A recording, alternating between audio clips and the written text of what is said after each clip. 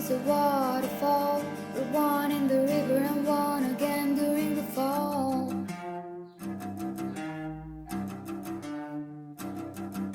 Swimming through the void, we hear the word. We free ourselves and we find it all.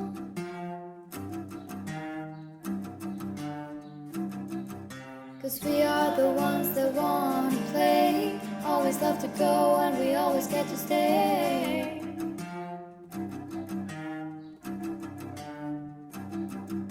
And we are the ones that need not choose. Always wanna play but you never have to lose.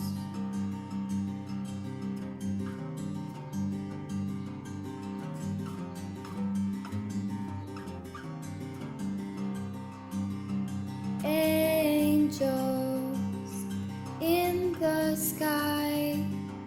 When you free your mind, you free your life. Life is a waterfall. We drink from the river, then we turn around and create our thoughts.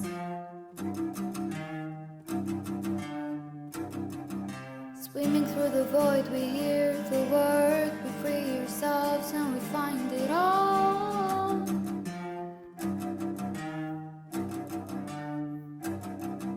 'Cause we are the ones that love to play. Always love to go and we always get to stay.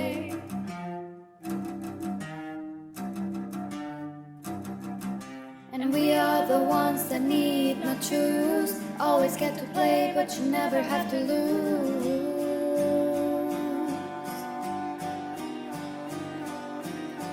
Angels in the sky. When you free your mind, you free your life. Angels so up high. When you free your mind's eternal prize. Angels in the sky. When you free your mind, you free your life. Angels in the sky. When you free your mind, you free your life. Angels so up high.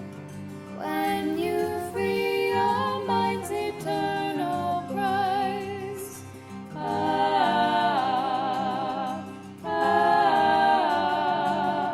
ah,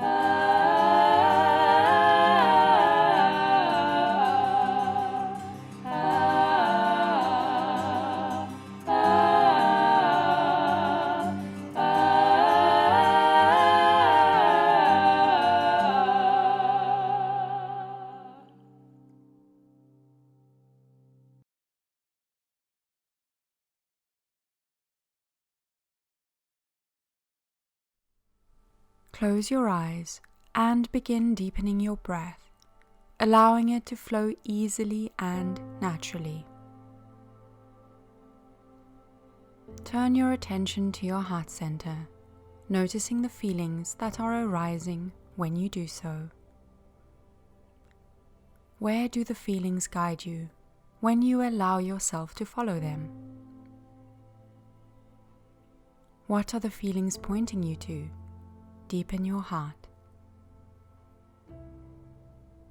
When you follow the flow of love, the flow of peace in your heart, you are always being guided into truth.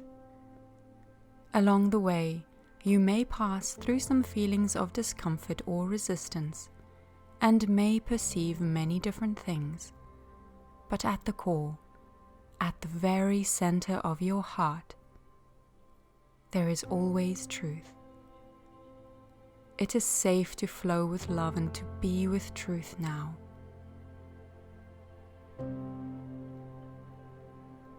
You never need to force any truth into your awareness. You never need to make yourself believe. Choose clarity and choose truth, and allow God to compassionately reveal the truth to you. All you need to do is simply accept the truth when it is presented, and allow your peace to deepen as you do so. You do not need to hold on to truth or defend it for it to be true.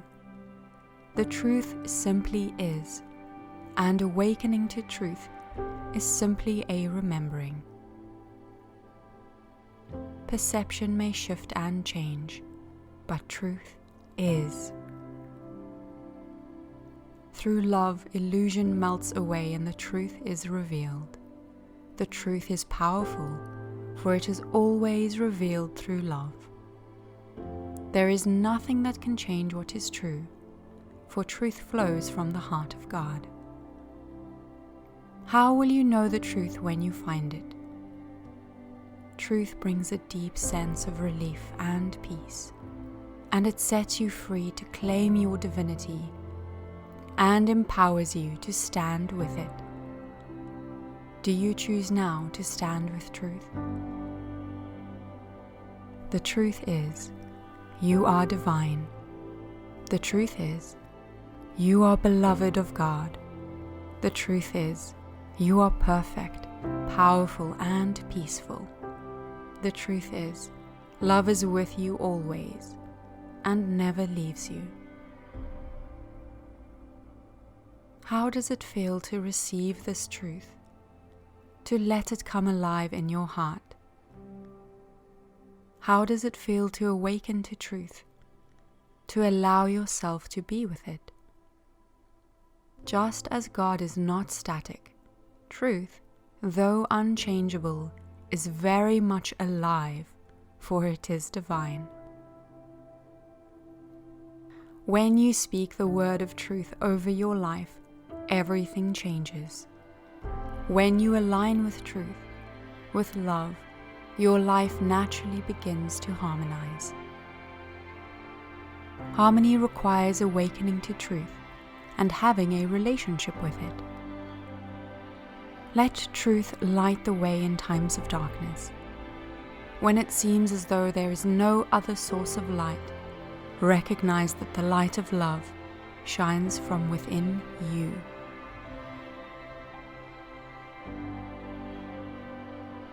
Take a few moments to breathe in this new awareness, this expanded experience of truth throughout your being.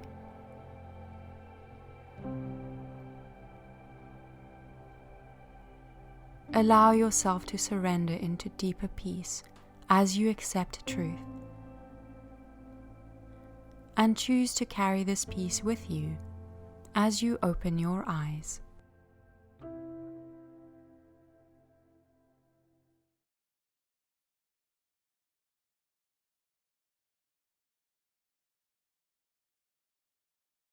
Hi everyone, I'm Isaiah, and this is Sage. We are twin flames in harmonious union, and we are here to do the card reading for this week's church service. So today we pulled from the Psychic Tarot for the Heart by John Holland.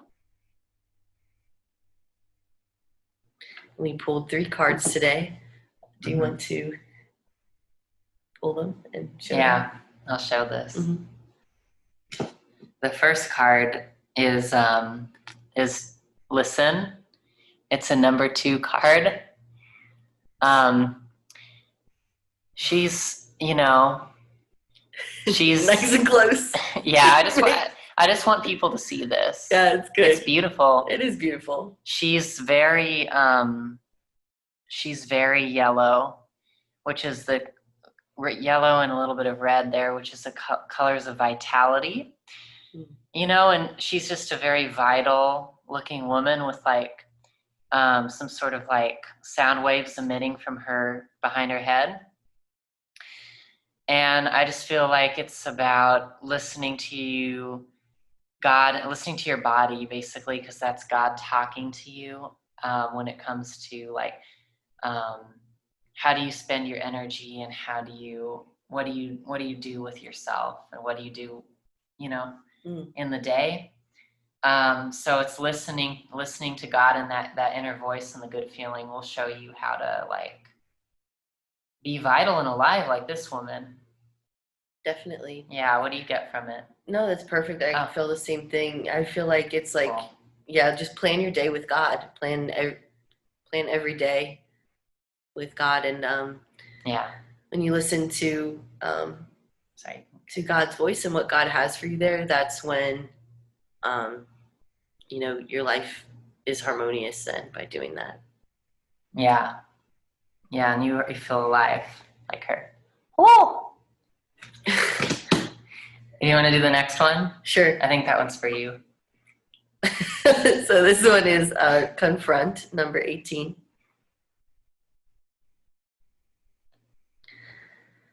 Yeah. So you can see like he's looking in a mirror, but kind of at his inner child and seeing himself there and just kind of taking the time to contemplate and it look is at his inner himself child. and That's love really himself there. It's really sweet. Yeah, it is sweet. That's adorable, actually. Very Yeah. touching. Yeah. You know? Confront. So to me, this just feels like it's safe to look at yourself and look at places within yourself. Is there something you've been avoiding? Is there Mhm. something that you maybe don't want to look at? And if you do know that and you feel that in you, it's safe to look there. And yeah, just be present there with yourself. Look at this place in yourself and just love yourself there. Give yourself everything you need there. Yeah, and allow the love to transform that part of your life. It doesn't need to be avoided. It doesn't need to be pushed away. You can just love it. Yeah, that feels good. Yeah, I think it, I just like the fact that it's a little child in the darkness. It's really sweet. It's really sweet, and it goes to show you what you should focus on, like loving that inner child instead of focusing on the darkness. So it's not a traumatic experience to confront something. It's like a relieving experience because that child is receiving your love finally. You know? Definitely, yep. Yeah. So versus being like, I'm just gonna go swim in darkness. Yeah. So yeah, well, I guess if it's a place that you need to confront, it's a part of you that's been in the dark for a while, and it's just safe to like bring the light there. Yes. Yeah, and you do have to go there. Yep. Last one. Balance. Number, can't see, 14. Yeah. Well, it's our colors. What do you get from this card? That we're balancing masculine and feminine energies. Feels good. Yep. And yeah, really going deeper into harmony there. It feels like going deeper into peace there. Yeah. And it's really relieving to do that. It feels really good. Yes. And also, when we bring balance there, you bring balance to your whole life. And it's very relieving. It feels relieving to have balance. And you have that balance by, listening to God, which was our first card. Exactly. Yeah. Exactly. And confronting badness. So, did you get anything else for this one? No, I just loved it. I just want to say how it's really peaceful and relieving, extremely peaceful, relieving, and just beautiful to see you go deeper into your masculinity and me to appreciate it. And for me to go deeper into my femininity, it is deeply relieving. Yeah. It's not oppressive.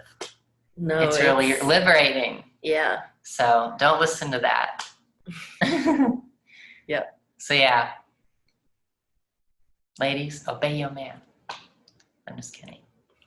No. I'm just kidding. We hope you enjoyed the card reading and enjoy the rest of the service. Thank you.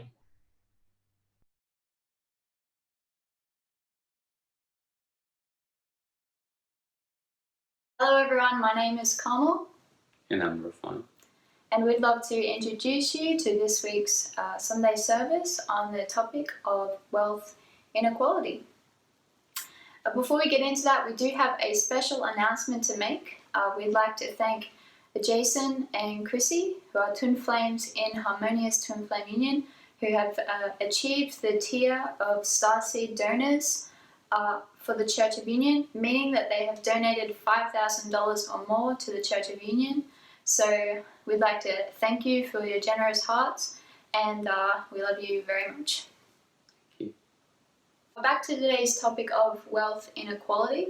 I guess where I'd like to share my piece here is how my awareness has changed, how my approach to wealth has changed since receiving the teachings of unionism and from the Church of Unionism around the topic of wealth.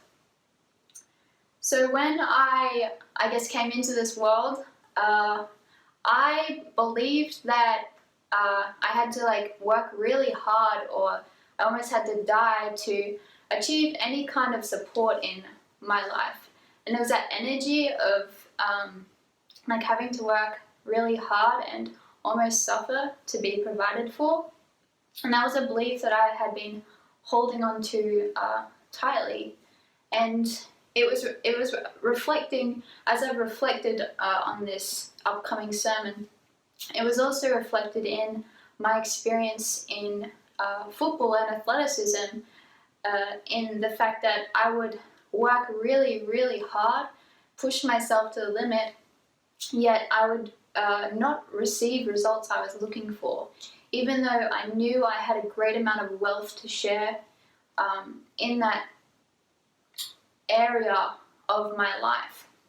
And I can see how that belief that I was holding on to was reflecting in that part of my life as well. So how, I guess, my perspective has changed and my awareness has changed is I since receiving these teachings, is I now understand that my wealth comes from a place of peace, and that it's just naturally who I am, and I just have to be myself and be willing to share myself, to have the life that I desire and to enjoy the life that I desire. And it brings great relief to my heart in knowing that, and I'm just very grateful to be able to receive these teachings of unionism in my life. Yeah, that's very good sharing. And then I'd like to say, as for your wealth, the quantity is not as important as the quality. You might gonna work really hard, 70 hours per week, then you earn a lot of money, but you never have time to spend it, So I think how you make it sustainable and while maintaining a life with the work, that's the most important part. Yes. So to not take from yourself. Yes, just not take from myself, do not sacrifice anything, and yes, just, follow the God, right? Yeah. Like God will show you how to build an appropriate life and wealth in a way that feels good, so you don't have to take from yourself. Yeah, God built you wealth already built for you. You just have to follow Him, follow the step, and then you'll get there. Good. Yeah. And how do you follow God in regards to wealth? Well, doing your life purpose. Right. Yeah. That's another core piece you'll hear in this upcoming sermon. Is you achieve your desired wealth through your sharing yourself completely in your life purpose. Yes, that's very important. Thank you. Yeah, thank you. So with that, we would love to introduce Jeff and Shaleia for their wonderful insights and truth around the topic of wealth inequality. Enjoy. Enjoy. Thank you.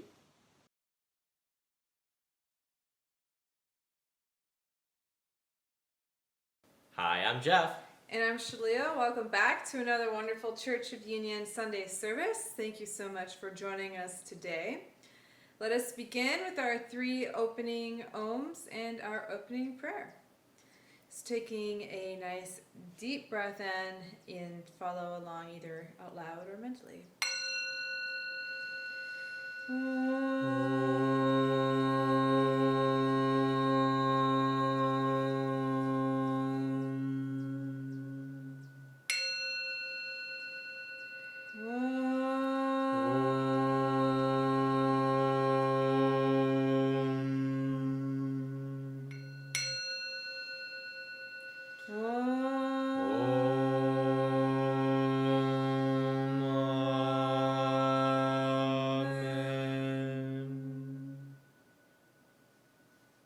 Let us begin our opening prayer.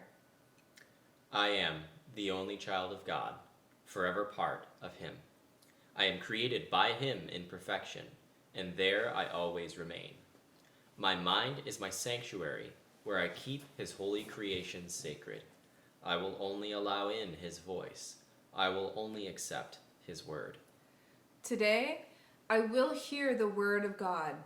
I surrender myself to His teachings through His divine channel.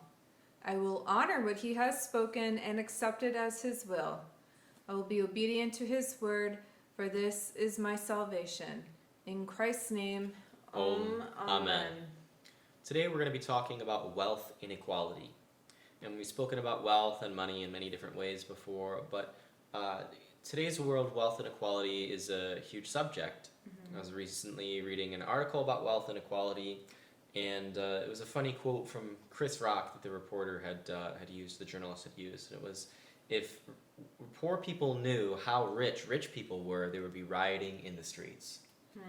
And it showed this really beautiful, the article showed this beautiful image of Virgin Airlines, first class, like rest area before you get onto the plane. It was really beautiful, and there were like free snacks and free massages, great life.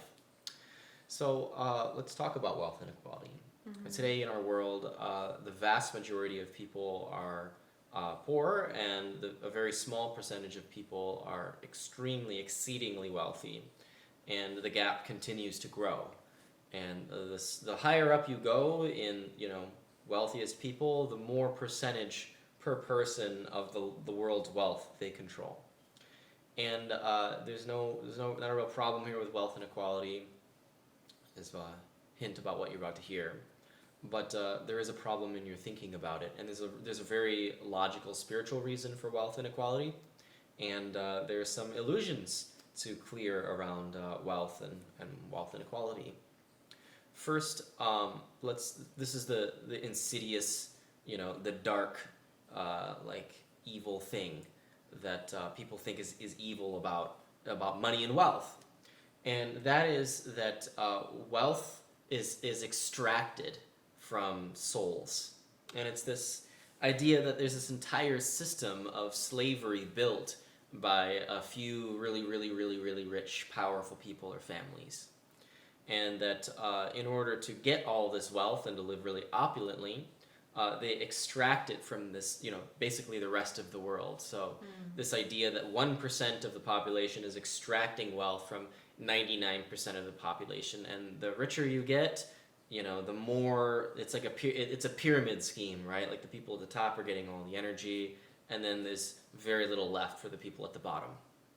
And this is how the world represents wealth and wealth inequality, but this isn't actually the reality of what the reason for wealth inequality. Wealth is not extracted from the souls of the poor. Now, if you're living in, the illusion, or you can believe in the delusion that your riches come from taking from yourself, and so that's why, if you go to a job that you really hate, but you have to do it in order to survive, you're really just taking from yourself in order to survive. And this idea, this deluded idea of wealth inequality is that the people on top, the rich people, they're there because they control the lives of those beneath them on the wealth scale. But this is a complete lie. No one can control you. No one can create any reality. If you are poor, it is only because of you. And if you are wealthy, it is only because of you. You can choose to create a reality of wealth or poverty. And this is one of the really dark underlying thoughts that keeps a lot of people poor is that wealth is actually evil. In order to attain it, you need to either take from yourself, which if you love yourself, you're not going to do, or you need to take from others, which if you're a compassionate human being, you're simply not going to do. And so this idea of poverty is righteousness, arises, but it's not true. Wealth is not worth it if you have to take it. And it's not real wealth. It's just, it's an illusion of wealth. You've taken from other places in yourself and in your brother, and you have this illusion of great wealth, but that's not real wealth. That's slavery. You've put yourself into a situation of slavery. You're enslaved by this illusion of wealth. It's an idol that you worship. And that's not the kind of wealth that Shaleia and I in the Church of Union are teaching. We're teaching you about real divine wealth, spiritual wealth, wealth that arises from God and from a relationship with God within, and that manifests in your external reality as great riches and wealth. Right. Wealth doesn't come through extortion, No. So there's the reason for wealth inequality is a spiritual reason, and I'm sure there's many political, factors and influences and policy that would influence this. But none of that matters to you. What matters to you only is whether you take the spiritual journey of attaining wealth. Life is much better with wealth. Any rich person can tell you it's better to have problems in a, Mercedes-Benz versus to have those same problems in a falling apart, Saturn that's 25 years old. It's no contest. Any person who's experienced both would tell you having money, having riches, having great wealth, far superior. Now, of course, there's some mastery that you're going to have to learn how to use and to manage that versus learn how to use and manage poverty, but it's actually the same thing. It's just as much effort to be poor as it is to be rich. You're still going to have to manage your money. It's the same amount of effort. Either there's blight in your wealth and riches and poverty, or there's, life in your wealth and riches and prosperity. So if we understand that wealth is not just a process of extraction from enslaved peoples, a whole world of enslaved peoples, of poor people who don't have control and have a conscience versus a small amount of people who have all the control and have no conscience. And we recognize that that's not the actual reality. That's just a diluted reality that, a lie that's meant to keep you poor or keep you unhappy or make you feel evil for your wealth. And that's ego's game. It wants to make you feel righteous for your poverty. And so that you will give away your wealth, so that you will reject your divine prosperity. Because God created you wealthy. Why would God create you such that you would struggle to live? Right? Isn't that, even in the Bible, God creates the Garden of Eden. It's a perfect and very super abundant place where all Adam and Eve's needs are met. And then they have the, apple of, evil apple or whatever from Satan, and suddenly they're cast out of the garden and they have to struggle to survive. Well, I think a lot of this idea of poverty as righteousness is because of religions on the planet where their prophet or the message had to do with poverty. I think St. John the Baptist, one of his first recorded sermons was specifically talking to rich people, talking to the tax collectors, talking to the soldiers, people who were in a position of authority but were extorting people. And also, look at John the Baptist, for instance, he just lived in the wild with nothing. And even Jesus, people look at Jesus and say, well, he was very poor, and so there's got to be righteousness to it. Well, Jesus was rich in spirit, very, very rich in spirit. Yeah, and I think, his first few miracles was based on abundance and wealth, because it was manifesting wine at the wedding, or the fish and the loaves of bread, or the fish over the side of Peter's boat. That was very clear, Like, that's a wealthy man, you know? Those are miracles of prosperity. Yeah, and I think what the deeper teaching of it was have no attachments, like be not attached. Like if you're attached to anything physical, you know, it brings you down, keeps you down on earth. It's not about riches first, right? Right. Like you love your father not for his riches, but for him. And his riches are an extension of him, and you appreciate his riches, but that's not what matters most. It's about God first. Yes. But also, like, to honor your father, you must honor that he is a wealthy father, that he is infinitely abundant. He's not an impoverished father. He does not ask you to struggle. So the reason that there's wealth inequality is because there are those who have taken this spiritual journey to attain great wealth, and to know great wealth, and to have and keep great wealth. And there are those who have not yet taken the journey, or who are still taking the journey, or who would reject their wealth and reject that spiritual journey. All things come to you, all things of meaning come to you only in one way, and that is through a spiritual journey. A spiritual journey must be taken by you, or your family, or your country, or the collective, for you, your family, your country, or the collective to have, real wealth, or, real prosperity, or things of great meaning, beyond just material riches or financial wealth. There's wealth of all kinds. So when we talk about wealth inequality, we talk about a world that is split into two parts. One is a very tiny part who knows their true divine nature and has extraordinary wealth. If you look at the billionaires of today, like, there's nothing they could possibly want for. They have it all, financially speaking. Anything that money could buy, a billionaire can have. Anything that the billionaire can envision, they can basically have within an appropriate scale. So that's how you're supposed to be. That's your divine nature. You're not supposed to want for something. You're not supposed to have a vision for something and think, well, that's just not going to happen for me,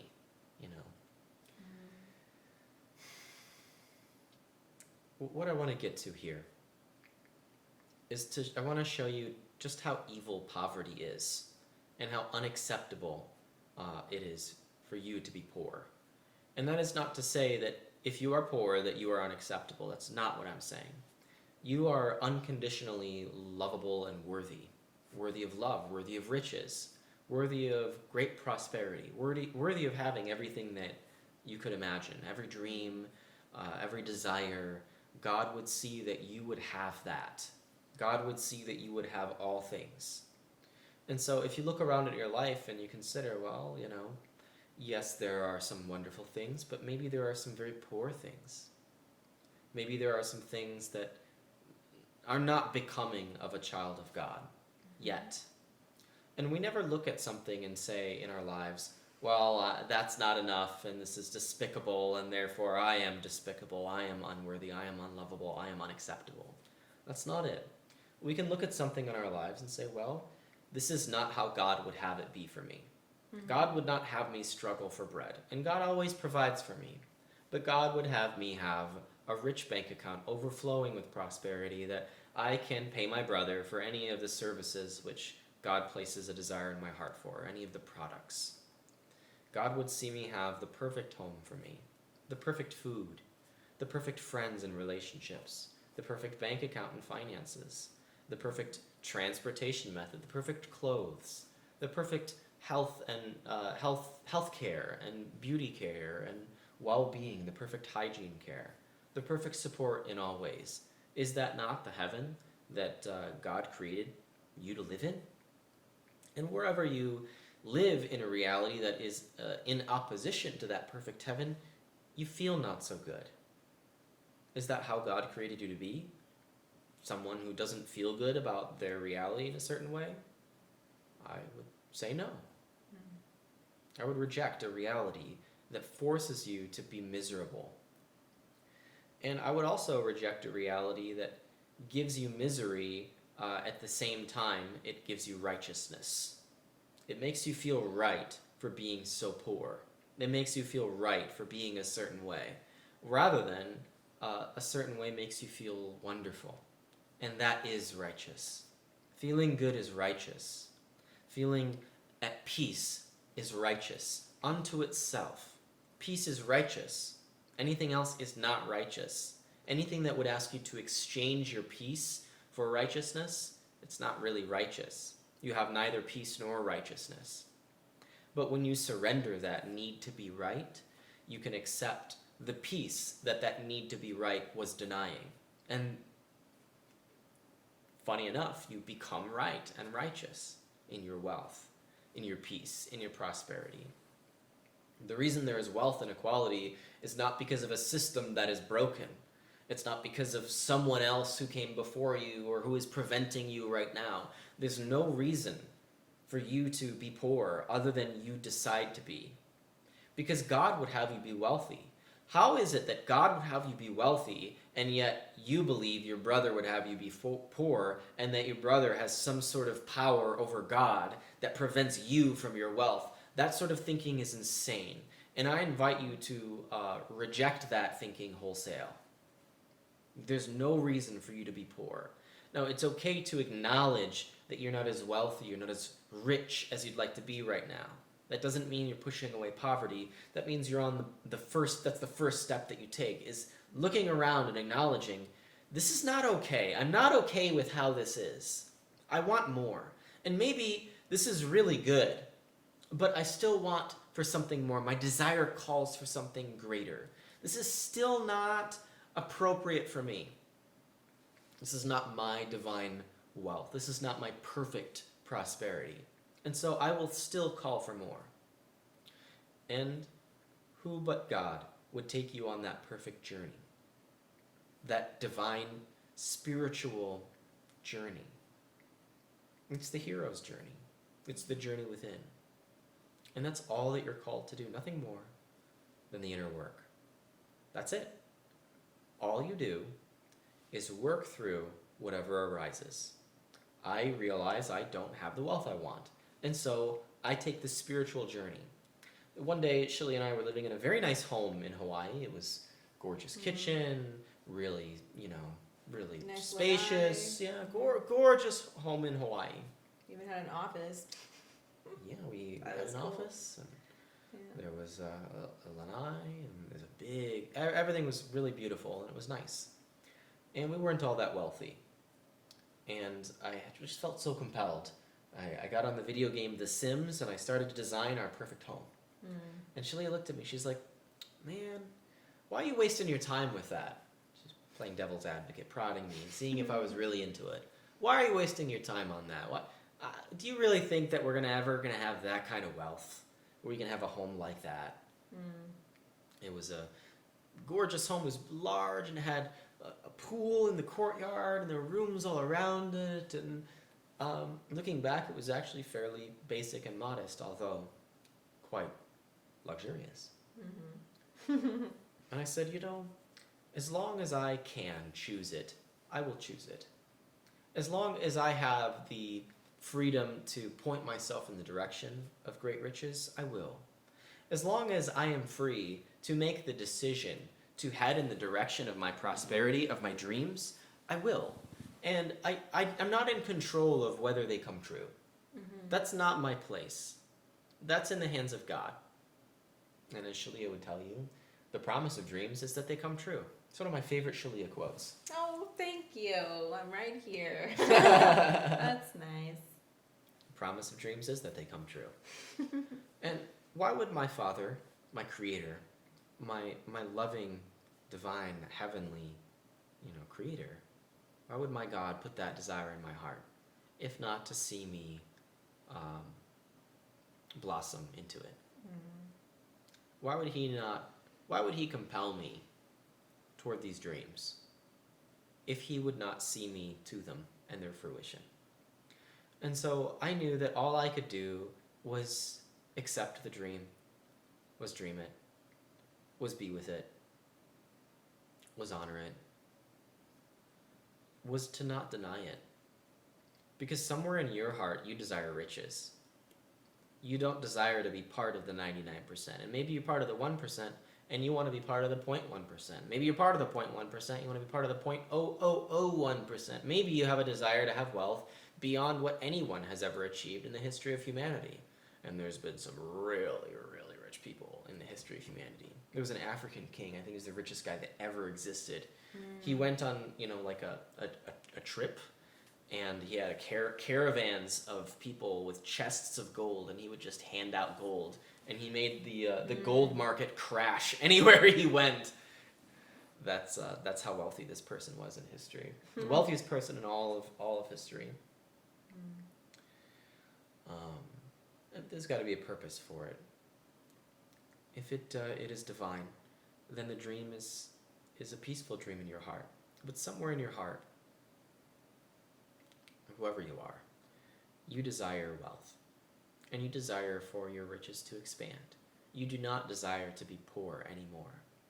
And let me tell you, if all your needs aren't met bountifully, there's still poverty consciousness lurking in your consciousness, lurking in your mind.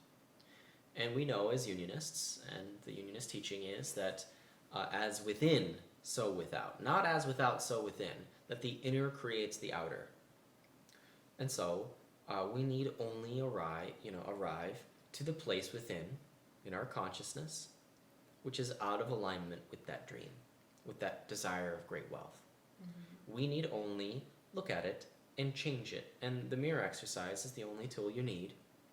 And all it does is identify where without that consciousness is manifesting, where it is you're pointing at the external reality that points to the inner.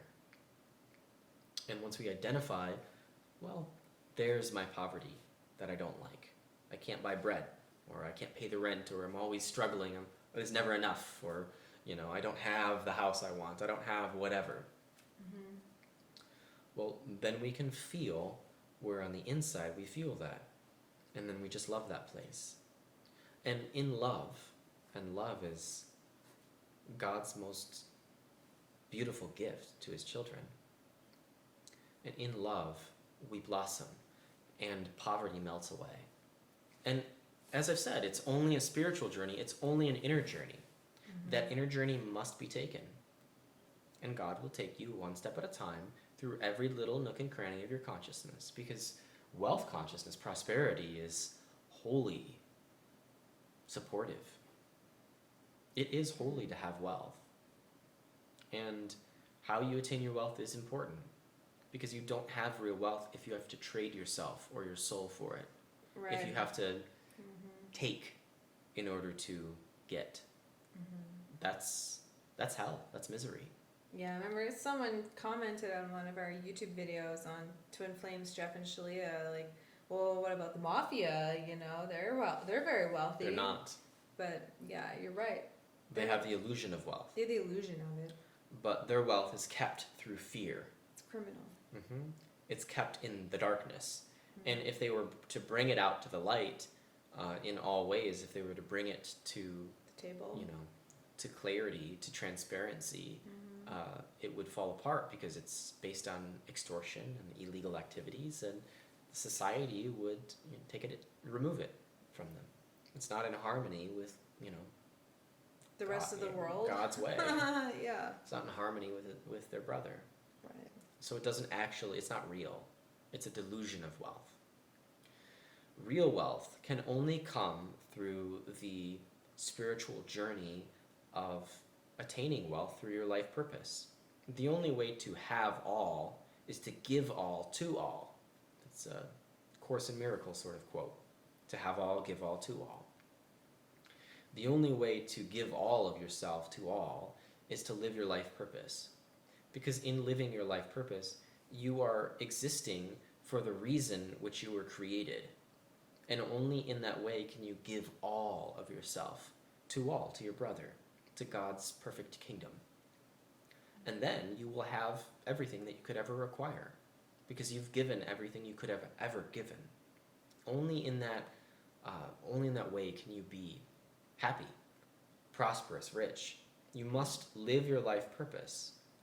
You must give of yourself, and the only way to give of yourself in a way that would benefit your brother and not take from yourself is to live your life purpose, to live in harmony with the way that God created you. Is to give love. And when you give love, in giving you are elevated. Yeah.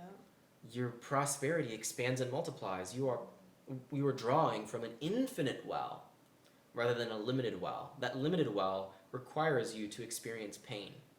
And the amount of pain that you're willing to take is in direct relationship to the amount of the willingness to take from yourself. And consequently, your fake wealth, your fake money, your fake prosperity. But true prosperity is attained through service, humble service to God and to your brother, to the God in your brother. That's why certain people experience, a lot of wealth in one lifetime, like Henry Ford. All that he created, something that changed the whole world, and all of a sudden, this very humble guy that was just interested in innovating this vehicle is extremely wealthy, like a titan, basically. Yeah. Yeah. But that was quite a service, wasn't it? Surely, it changed the world. We all like our cars, don't we? So the last thing I want to talk about is financial scale. A dollar means a different thing to each person. There's no number amount that is appropriate for every child of God, because every child of God is going to work on a different scale. A great leader of a nation would need probably a really expansive staff and resources. Lots of enormous resources in order to perform their function. Whether it's the resources that they own personally, but rather the resources that are afforded to them. And so enormous resources are required to run a nation, to fund the nation, to support the nation, and those resources come from the nation. And this person's a leader of a nation. This person's wealth requirements would be very different than a person who would work on just a very small local scale. I've used this in Life Purpose class, the example of someone who carves little figurines. Well, if that's what you're called to do, that's really beautiful. And if that's your purpose, all you do is carve figurines, that's very simple work. It's honest work, but it is very simple. You don't need a vast workshop of, 50,000 square feet. You could probably have a small, garage workshop. And you could have a small cottage home. Because you require very little to achieve this thing. And it's mostly an inner process, so you exist in a very small way. But small, it doesn't mean small in love, unimportant. Doesn't mean small in meaning. That meaning is just as meaningful as the leader of a nation, because each child of God is equal in the only thing that matters, and that's God's love. So, if you take away one thing from this sermon, it's this: that only you are responsible for your wealth, and there's no reason you shouldn't be wealthy. So thank you so much for joining us. Let us conclude in our closing prayer. Father, I accept your word into my heart. I will honor your will in my life and will follow you without hesitation anywhere you ask. I know you guide me into your heart where I belong. I accept that you are everywhere and your teaching is in all things. God, I know you provide me with clarity in this teaching of union, that I may be forever in union with you. I accept that you are in me as you are in my brother. I will not deny my brother your word and will share your teaching with him in any way you ask, and only as you ask. For when I share my salvation with him, I fully claim my salvation and return to you with him. In Christ's name, Amen. Speaking this prayer in your heart means you have accepted that you are on the path of awakening to your true divine nature. This is what it means to be a unionist. Follow the teachings of union with God wherever you find them, and purify your consciousness into perfect union with your Creator. Thank you for joining us. Let us conclude with our 3 ohms. All right. Taking a nice deep inhale, follow along mentally or aloud.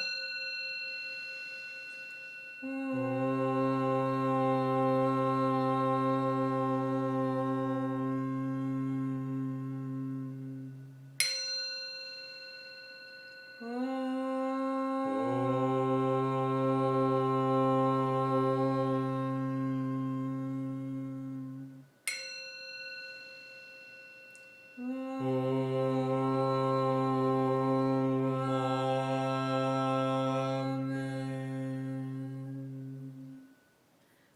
Shanti, Shanti, peace, peace, peace, peace in our hearts, peace in our mind, peace in the world. And so it is. Blessed be and namaste. We will see you all next week. Namaste.